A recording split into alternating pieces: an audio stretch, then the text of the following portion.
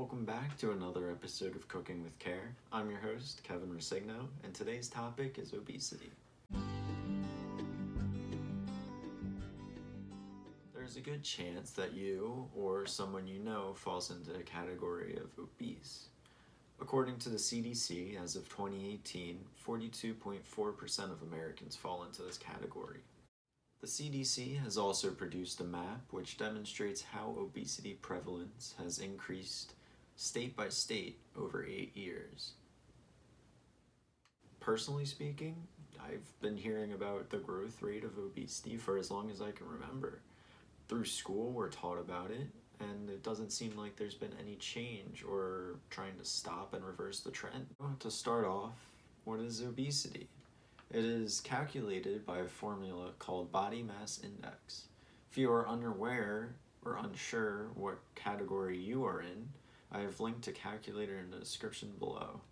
For some help, I have on screen my numbers that I plugged into the calculator, and as you can see, I have a BMI of 25, or would fit into the overweight category. There are some exceptions, as BMI does not take muscle mass into consideration, just overall weight. So someone like Dwayne "The Rock" Johnson can technically qualify as obese. Now this is a rare case, however it does prove that you can't base how healthy someone is just on BMI alone. Fat takes up more volume than muscle. This can be one reason why people don't always see progress when they start working out. Using a tape measure to measure certain areas such as your waist, your hips, even your arms can give you a better idea of where you're losing weight and how much. To bounce off this point, body fat and where it deposits can be a predictor of disease. This is different between men and women. Using a hip to waist ratio can better resemble how you're depositing fat and if it's healthy or unhealthy. I must preface that if you're going to try and lose a lot of weight, to consult your doctor before starting. Also, if you're going to look into the nutrition aspect of it, look to speak with a registered dietitian who can give you a better idea of how to incorporate foods into your diet for that weight loss. So let's get into talking about how you might be able to lose weight. It is generally recommended to lose only 1 to 2 pounds per week. This is to not speed up the weight loss process, as you don't want to lose too much weight too fast.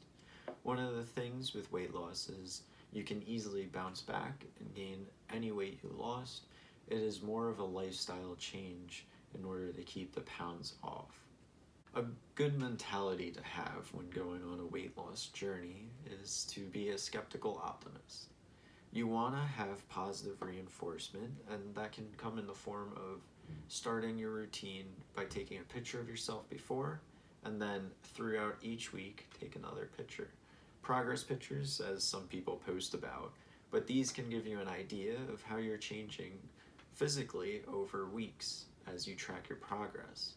Another way to keep track is by measuring yourself, whether you put it in an Excel spreadsheet, write it down.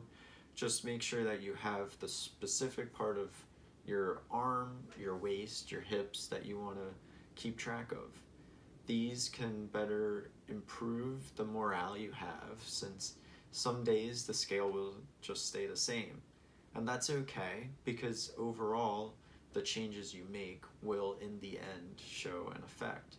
Whether it's just feeling healthier, maybe feeling like you have more energy throughout the day, can be a good predictor of making the change and what you might be cutting out. When I mention cutting out, I don't mean cutting out carbohydrates entirely, like the ketogenic diet. That diet's meant especially for people with epilepsy as a treatment, so they don't have seizures as often. For the general public, incorporating a healthy, full diet spread out across all food groups is the best one to follow, because it's one that you can stay following and stay consistent with.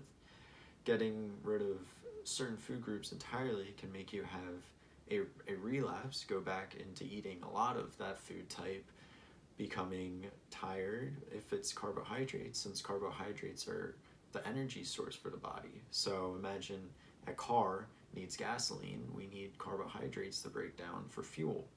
This is also what replenishes your muscles if you're working out. You do want a carb, protein, fat balanced meal afterwards to recover. Another tip is to be mindful when you're eating. So if you want to have that dessert or the snack that you really enjoy throughout the day, I'm not saying to cut that out entirely. It would be beneficial that you just take your time when eating it and making sure you savor each bite.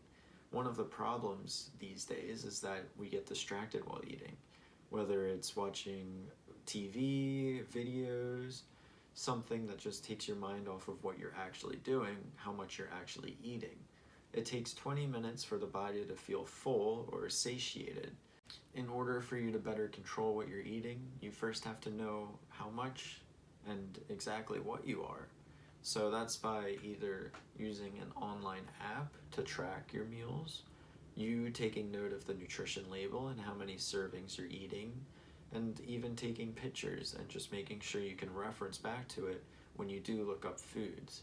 This way you can have an understanding of how many calories you're getting if you're eating too much of a certain food group, whether that be meats having a lot of fat or even refined carbohydrates having a lot of sugar in them. This way you can tailor your diet more towards having a balance. On screen now you can see the recommended ranges between how many carbohydrates you're supposed to get, how much fat you're supposed to get, and how much protein you're supposed to get throughout the day. Prioritizing just one of these is not the solution. The solution is to make a diet that you can follow and that also ensures that all of your nutrient needs are being met. Exercise plays an important role in this process. However, it is not the main one. It's a lot easier not to eat a food than trying to burn off an entire donut. You can see in this chart how much it takes to do a certain exercise to burn. Metabolic equivalent of task, or MET for short, is a way that you can calculate how many calories you burn doing an activity. Now, there's another thing called basal metabolic rate, or BMR, which is how much energy your body expends from being at rest, just through breathing, your heart beating, and keeping yourself alive. Restricting your calories by too much can be detrimental. It's the goal of slowly losing weight, which should be your priority. This way, it is a lifestyle change. You're going to start a diet that you can remain on for the rest of your life.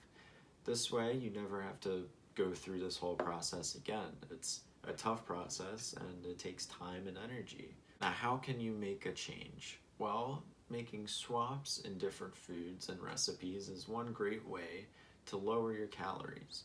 For today, I'm not going to make a recipe. However, I am going to mention some swaps you can do in the recipes you do make. This way it can be more personal to you and something you can make in your life. So, to start off, switching out certain fats for a better fat alternative, or even certain baking recipes, you can find that rather than using fat, you can swap it out with applesauce. This is a good alternative as it's lower in calories. Fat, as you may know, is calorically dense.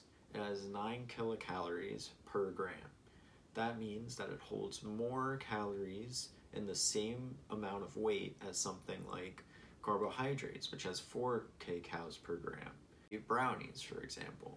Maybe you really like chocolate brownies, and besides making a smaller piece for yourself when you do eat one, there are things called black bean brownies. This has a little more fiber in it, and so, as I talked about in my diabetes video, it'll slow the release of the sugar. This is more beneficial to you because that means your blood sugar will be more constant, but also it's just a healthier brownie. If you're not one to cook your own meals and you're ordering out a lot, choosing places with better options or even finding the best option on that menu. Usually you're not going to want something that's very high in cheese and bread, like a pizza, or at least you're not going to want to eat the whole pizza in one sitting. Along with eating more vegetables, drinking more water can be a solution. Having a glass of water before you start your meal and having one after can be really beneficial in feeling full. This helps because if you're going to eat more vegetables and more fiber in general, your body will need more water to take that through your body and out the other end.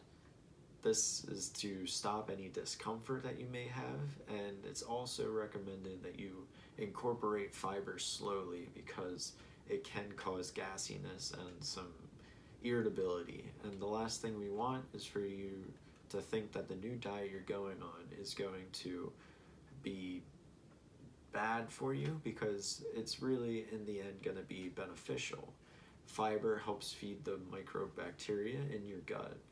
And when you're used to eating more refined grains, you lose some of that good bacteria that helps break down foods. Another way you can make a swap is, instead of getting French fries with your meal, asking for a side salad, or if they have just regular vegetables. Also, by buying vegetables that are frozen, you're not only getting something that's really easy to make at home, but it's picked at peak freshness. This means it could be even more fresher than something you get in the produce section. Overall, a weight loss journey is what it is, a journey. You're gonna find things that you do like and you don't like, whether it's you do like exercising in the form of running or you don't, and maybe weightlifting, yoga, or something else can be up your alley. Same goes for foods. It's always important to try foods over and over and over again, because you might like something but just not know it yet. That's something you can try by hiding it like you would for kids. You do it to yourself. You know you're gonna get some extra nutrients out of it, so why not chop up, whether it's like mushrooms, maybe put that in a lasagna. You can make a smoothie. Maybe you don't necessarily like milk or even bananas. You could make a chocolate almond milk, peanut butter, banana smoothie, and just drink that with a meal. It might be something you like but never knew.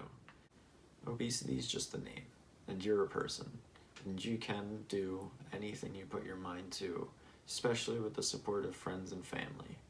You don't have to take the trip alone. You have the support of others. You have the support of online communities going through the same thing. It's almost half of America in the same position, and the people around you are there to support you. By incorporating more food choices that are beneficial, and maybe getting some more exercise than you do already, whether that's walking, running, or playing a sport, just moving and eating healthy can be the start of a brand new life. Making these changes week by week, month by month, you can look back and see how much progress you've made.